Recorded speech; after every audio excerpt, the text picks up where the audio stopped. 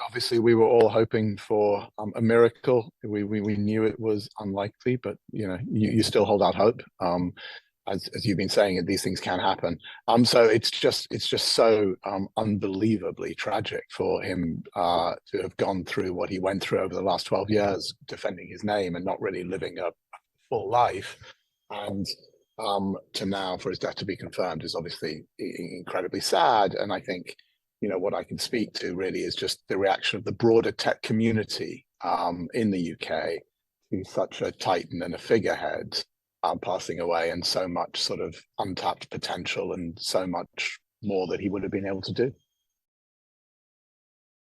But when you look at the reaction and the reaction that you and others and I've had to his passing now, you'll see that the tech community are just saying, wow, he really made an impact on us. He really was an inspiring figure for so many. He really did help people commercialize inventions at scale. So I think, it is important now that his passing is confirmed to think about his legacy, to think about, I'm sure the family will be thinking about that when they're gone through the worst of their grieving. I think obviously resilience, still wit and warmth, but also a courage, I think, would have to come now, because the courage to face up to the pressure he was facing, which is basically your whole life being destroyed by the US justice system, had he been found guilty.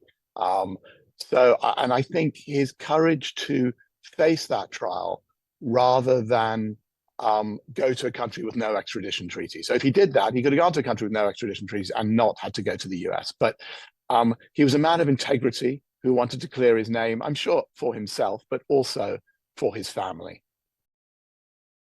I'm sure from the sort of elation that they would have had, the minutes where the judge says you're innocent, not long ago, as you've said, to this absolute tragedy of losing a husband and a daughter, presumably, is and the tragedy of going through that accident herself for Mike's poor wife. So it must be unbearable, and I hope that she has close friends around her, giving her courage and strength.